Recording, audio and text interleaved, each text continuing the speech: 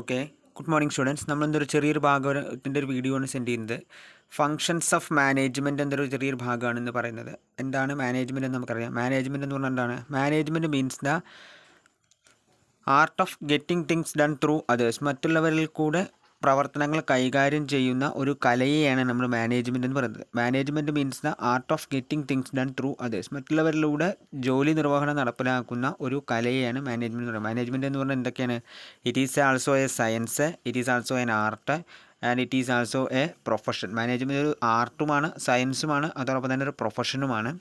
സിസ്റ്റമാറ്റൈസ്ഡ് body of knowledge ഉണ്ട്, അതിൻ്റേതായിട്ടുള്ള special features ഉണ്ട്, അതുപോലെ തന്നെ പ്രൊഫഷണലൈസ്ഡ് നോളേജ് ആവശ്യമാണ്. അപ്പോൾ ഇത്തരത്തിലുള്ള കാര്യങ്ങളെക്കുറിച്ചൊക്കെ നമ്മൾ ഡിസ്കസ് ചെയ്തിട്ടുണ്ട്. അപ്പോൾ മാനേജ്മെൻറ്റ് എന്ന് പറഞ്ഞാൽ എന്താണ്? Management means an art of getting things done through others. മറ്റുള്ളവരിലൂടെ ജോലി നിർവഹണം നടപ്പിലാക്കുന്ന ഒരു കലയെയാണ് മാനേജ്മെൻറ്റ് എന്ന് പറയുന്നത്.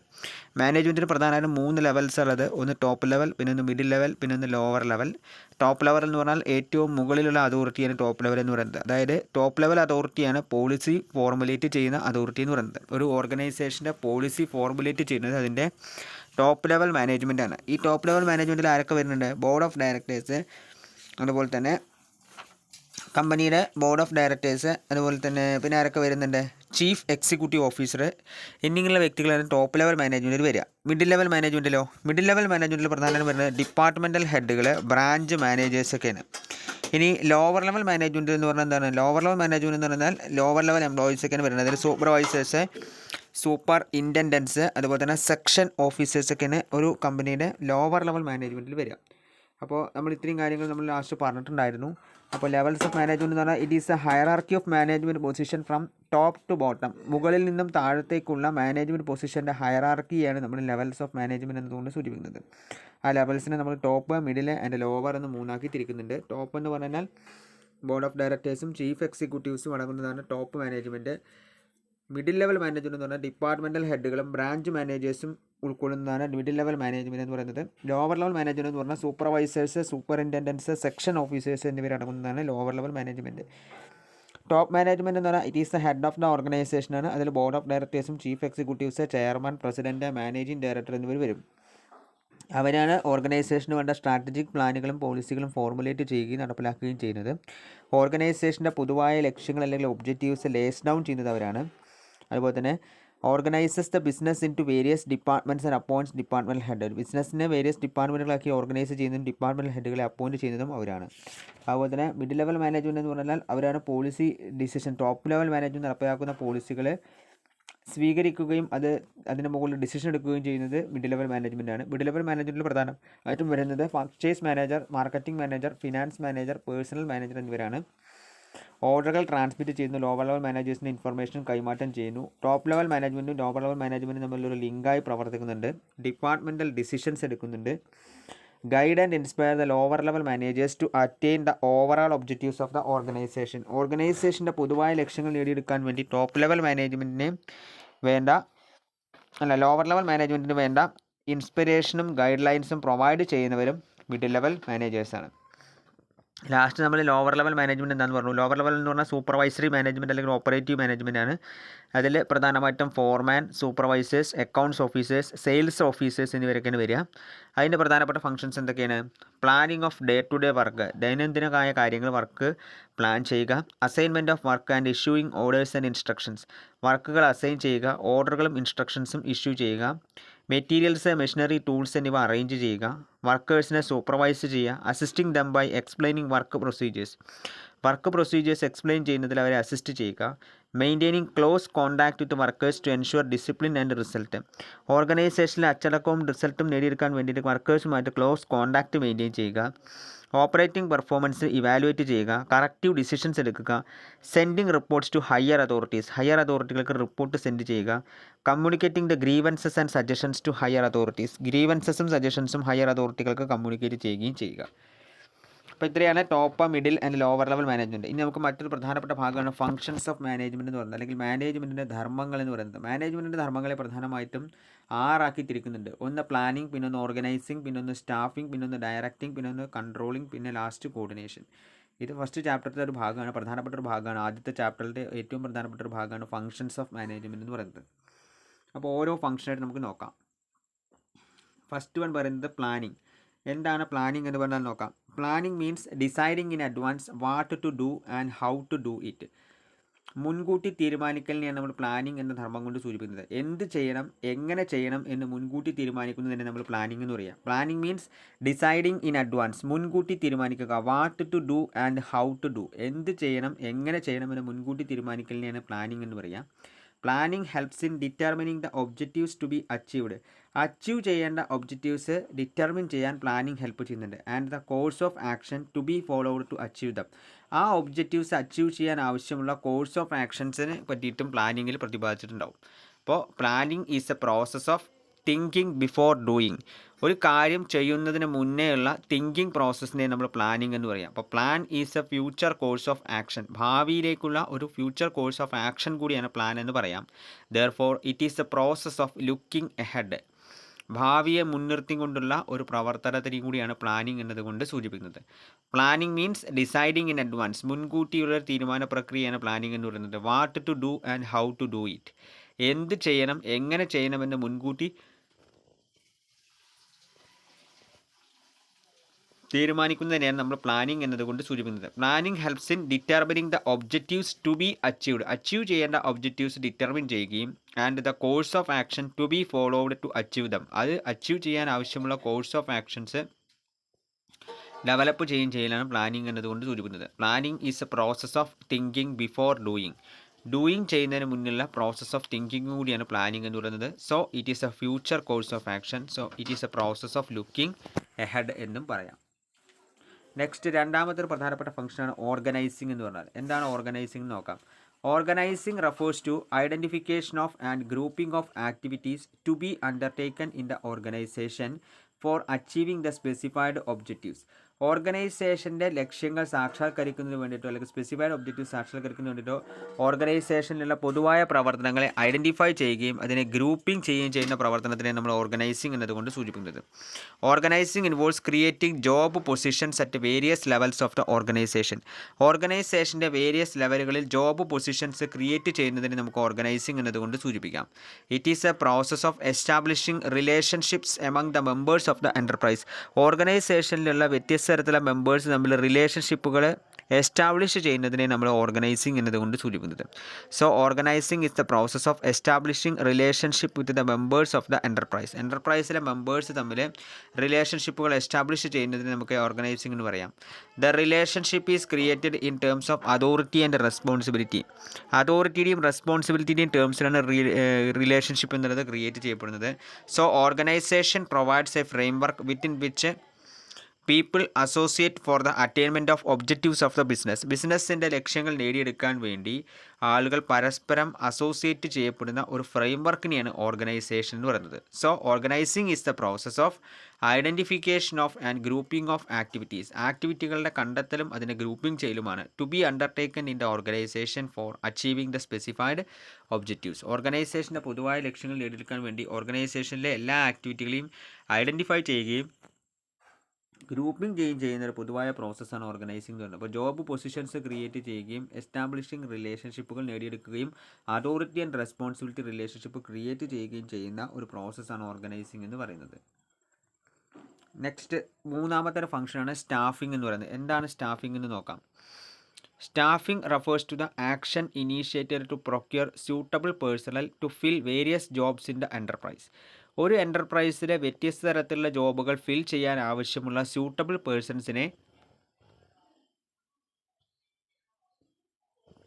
പ്രൊക്യൂർ ചെയ്യുന്നതിന് വേണ്ടി നടപ്പിലാക്കുന്ന ഒരു ആക്ഷനെയാണ് നമ്മൾ സ്റ്റാഫിംഗ് എന്ന് പറയുക. Staffing refers to the action initiated to procure suitable personnel to fill various jobs in the enterprise. എൻ്റർപ്രൈസിലെ വ്യത്യസ്ത ജോബുകൾ ഫിൽ ചെയ്യാൻ ആവശ്യമുള്ള സ്യൂട്ടബിൾ പേഴ്സൺസിനെ പ്രൊക്യൂർ ചെയ്യുന്ന ഒരു പ്രവർത്തനത്തിനാണ് സ്റ്റാഫിംഗ് എന്ന് പറയുക. Staffing is concerned with human റിസോഴ്സസുമായി ബന്ധപ്പെട്ടുള്ള ഒരു ടേമാണത്. Its aim is to place the right person for the right job at the right time. യഥാർത്ഥ ജോലിയിലേക്ക് യഥാർത്ഥ ആളുകളെ യഥാർത്ഥ സമയത്ത് അപ്പോയിൻറ്റ് ചെയ്യുക എന്നുള്ളതാണ് സ്റ്റാഫിംഗ് ഫംഗ്ഷൻ്റെ എയിം എന്ന് പറയുന്നത്.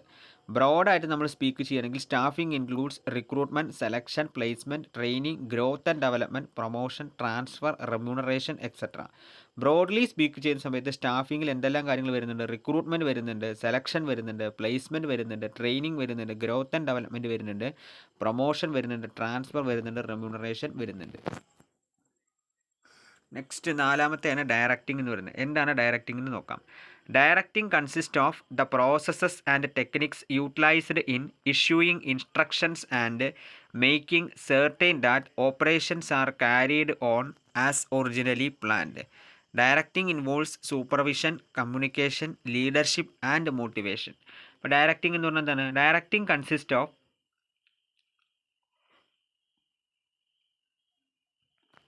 the processes and techniques utilised in issuing instructions issue ചെയ്യാൻ വേണ്ടി യൂട്ടിലൈസ് ചെയ്ത പ്രോസസ്സസ് ആൻഡ് ടെക്നിക്സ് ആണ് ഡയറക്റ്റിംഗ് എന്ന് പറയുന്നത്.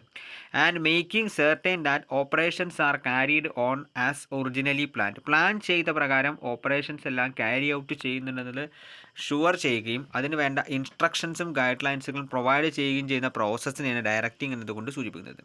So directing involves supervision, communication, leadership and motivation. ഡയറക്റ്റിംഗിൽ എന്തെല്ലാം കാര്യങ്ങൾ വരുന്നുണ്ട്? സൂപ്പർവിഷൻ വരുന്നുണ്ട്, കമ്മ്യൂണിക്കേഷൻ വരുന്നുണ്ട്, ലീഡർഷിപ്പ് വരുന്നുണ്ട്, അതുപോലെ തന്നെ മോട്ടിവേഷൻ. ഈ 3 കാര്യങ്ങളും ഡയറക്റ്റിംഗിൽ വരുന്നുണ്ട്. അപ്പോൾ ആഫ്റ്റർ പ്ലാനിങ്ങിന് ശേഷം and organising and staffing, manager has to guide and supervise his subordinates.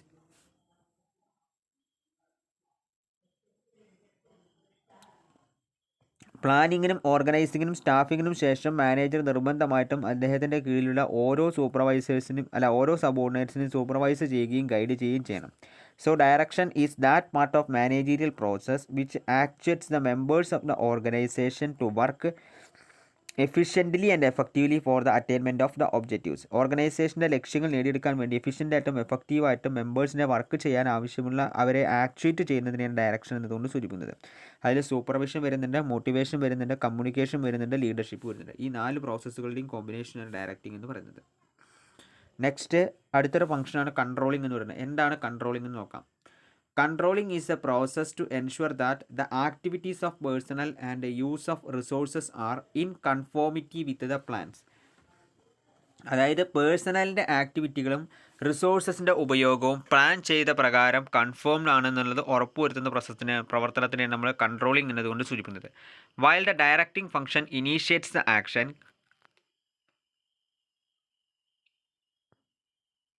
Controlling function ensures the desired results.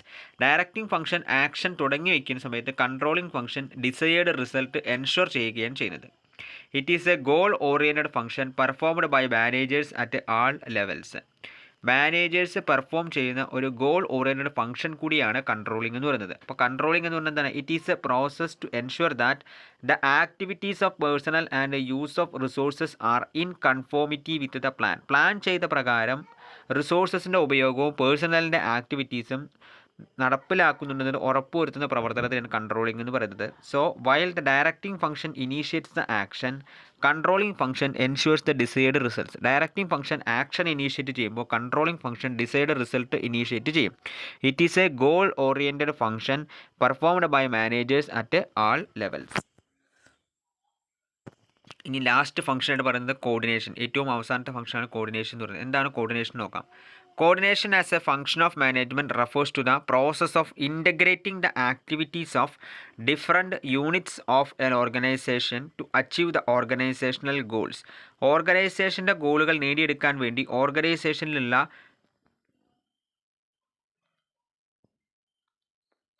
Different യൂണിറ്റുകളെ integrate ചെയ്യുന്ന പ്രോസസ്സിനെയാണ് കോർഡിനേഷൻ എന്ന് പറയുക. Coordination is needed at all levels of management. മാനേജ്മെൻറ്റിൻ്റെ എല്ലാ ലെവൽസിലും കോർഡിനേഷൻ ആവശ്യമാണ്. Top, middle and ലോവർ ലെവലിലെല്ലാം coordination ആവശ്യമാണ്. All the activities of all department should be coordinated to get the required result. Required result നേടിയെടുക്കാൻ വേണ്ടി എല്ലാ ഡിപ്പാർട്ട്മെൻറ്റുകളുടെയും എല്ലാ ആക്ടിവിറ്റികളെയും എന്ത് ചെയ്യുന്നുണ്ട്? കോർഡിനേറ്റ് ചെയ്യുന്നുണ്ട്. Coordination is therefore regarded as the essence of management and not as a separate function. Coordination എന്ന് പറഞ്ഞാൽ അതുകൊണ്ട് തന്നെ മാനേജ്മെൻറ്റിൻ്റെ ഒരു എസൻസ് ആണ്, അതൊരു സെപ്പറേറ്റ് ഫംഗ്ഷനായിട്ട് നമുക്ക് കാൽക്കുലേറ്റ് ചെയ്യാൻ പറ്റില്ല. ഇതെല്ലാ ഫംഗ്ഷനുകളുടെയും ഇൻറ്റഗ്രേറ്റ് ചെയ്യുന്ന ഒരു കോമൺ ഫംഗ്ഷനാണ് കോർഡിനേഷൻ എന്ന് പറയുന്നത്. അപ്പോൾ coordination is a common function which integrates the activities of different units of an organisation to achieve the organisation goals. ഓർഗനൈസേഷൻ്റെ ഗോളുകൾ അച്ചീവ് ചെയ്യാൻ വേണ്ടി ഓർഗനൈസേഷൻ്റെ ഡിഫറെൻറ്റ് യൂണിറ്റുകളെ ഇൻറ്റഗ്രേറ്റ് ചെയ്യുന്ന ഒരു കോമൺ ഫംഗ്ഷനാണ് കോർഡിനേഷൻ എന്ന് പറയുന്നത്. അപ്പോൾ ഇത്രയാണ് മാനേജ്മെൻറ്റിൻ്റെ ഫങ്ഷൻസ് ആയിട്ട് നമുക്ക് പറയാനുള്ളത്. കോർഡിനേഷനും കൂടി ചേർത്തിട്ടാണ് മാനേജ്മെൻറ്റിൻ്റെ ഫങ്ഷൻസ് എന്ന് പറയുന്നത്. അപ്പോൾ ഇത് പ്രധാനപ്പെട്ട ഒരു ഭാഗമാണ്. ഫസ്റ്റ് ചാപ്റ്ററിലെ ഏറ്റവും പ്രധാനപ്പെട്ട ഒരു ഭാഗമാണ് ഫങ്ഷൻസ് ഓഫ് മാനേജ്മെൻറ്റ് എന്ന് പറയുന്നത്. അത് ചോദിക്കാറുണ്ട്. അതുപോലെ തന്നെ levels of management, top level, middle level, lower level, പിന്നെ അതുപോലെ തന്നെ മാനേജ്മെൻറ്റിൻ്റെ ക്യാരക്ടറിസ്റ്റിക്സ്, അതായത് management as A science, management as an art, management as A profession. എന്തുകൊണ്ടാണ് മാനേജ്മെൻറ്റിനെ സയൻസ് എന്ന് പറയുന്നത്, ആർട്ട് എന്ന് പറയുന്നത്, പ്രൊഫഷൻ എന്ന് പറയുന്നത്? ആർട്ട് എന്ന് പറയാൻ എന്താ കാരണം? എക്സിസ്റ്റൻസ് ഓഫ് തിയററ്റിക്കൽ നോളേജ് ഉള്ളതുകൊണ്ടാണ് നമ്മളതിനെ ആർട്ട് എന്ന് പറയുന്നത്. അതുപോലെ തന്നെ പേഴ്സണൽ അപ്ലിക്കേഷൻ ഉണ്ട്, പ്രാക്ടീസ് ആൻഡ് ക്രിയേറ്റിവിറ്റി ബേസ് ചെയ്തിട്ടാണ്. സയൻസ് എന്ന് പറയാനുള്ള കാരണം എന്താണ്? സിസ്റ്റമറ്റൈസ്ഡ് ബോഡി ഓഫ് നോളേജ് ആണ്. പ്രിൻസിപ്പിൾസ് ബേസ് ചെയ്തിരിക്കുന്ന എക്സ്പെരിമെൻറ്റേഷൻ അടിസ്ഥാനപ്പെടുത്തിയിട്ടാണ്. യൂണിവേഴ്സൽ വാലിഡിറ്റി ഉണ്ട്. ഇതേ കാരണം കൊണ്ടാണ് നമ്മളതിനെ സയൻസ് എന്ന് പറയുന്നത്. പ്രൊഫഷൻ എന്ന് പറയുന്നത് എന്താ കാരണം? Well defined body of knowledge ആണ്. റെസ്ട്രിക്റ്റഡ് എൻട്രി ഉണ്ട്. പ്രൊഫഷണൽ അസോസിയേഷനിൽ അംഗമായിരിക്കണം. എത്തിക്കൽ കോഡ് ഓഫ് കണ്ടക്റ്റ് ഉണ്ടായിരിക്കും. സർവീസ് മോട്ടീവ് ഉണ്ടായിരിക്കും. ഇത്രയും കാര്യം കൊണ്ട് നമ്മളതിനെ പ്രൊഫഷൻ എന്നും പറയുന്നു. ഇനി നമുക്കതിനെ പാർട്ട് സയൻസ് ആൻഡ് ആർട്ട് എന്നും പറയാം. മാനേജ്മെൻറ്റ് സയൻസുമാണ് ആർട്ടുമാണെന്നും നമുക്ക് പറയാം. പിന്നെ ലെവൽസ് ഓഫ് മാനേജ്മെൻറ്റ് നമ്മൾ പറഞ്ഞു, ഫങ്ഷൻസ് ഓഫ് മാനേജ്മെൻറ്റ് പറഞ്ഞു. ഇനി കോർഡിനേഷൻ എസെൻസ് ഓഫ് മാനേജ്മെൻറ്റ് ആണ് പറഞ്ഞു. അതിൻ്റെ ക്യാരക്ടറിസ്റ്റിക്സ് എന്ന് പറയുന്നത്, കോർഡിനേഷൻ്റെ ക്യാരക്ടറിസ്റ്റിക്സ് പറഞ്ഞാൽ ഗ്രൂപ്പ് എഫേർട്ടുകളെ ഇൻറ്റഗ്രേറ്റ് ചെയ്യുന്നുണ്ട്, യൂണിറ്റി ഓഫ് ആക്ഷൻ എൻഷുർ ചെയ്യുന്നുണ്ട്, കണ്ടിന്യൂസ് പ്രോസസ്സാണ്, പെർവേസീവ് ഫംഗ്ഷനാണ്, എല്ലാ മാനേജേഴ്സിൻ്റെയും റെസ്പോൺസിബിലിറ്റിയാണ് കോർഡിനേഷൻ എന്നുള്ളത്, ഡെലിബറേറ്റ് ഫംഗ്ഷനും കൂടിയാണ്. ഇതൊക്കെയാണ് അതിലെ പ്രധാനപ്പെട്ട ഫസ്റ്റ് ചാപ്റ്ററിലെ പ്രധാനപ്പെട്ട ഭാഗങ്ങൾ. ഇതൊക്കെയാണ് functions of management, levels of management, അതുപോലെ തന്നെ nature of management, art, science, profession, ഈ കാര്യങ്ങൾ. അപ്പോൾ ഇത്രയും ഭാഗമാണ് നമ്മൾ ഇന്നത്തെ വീഡിയോയിൽ സെൻഡ് ചെയ്യുന്നത്. എല്ലാവരും ഈ വീഡിയോ ത്രൂ ഔട്ട് കാണുക. Okay, thank you.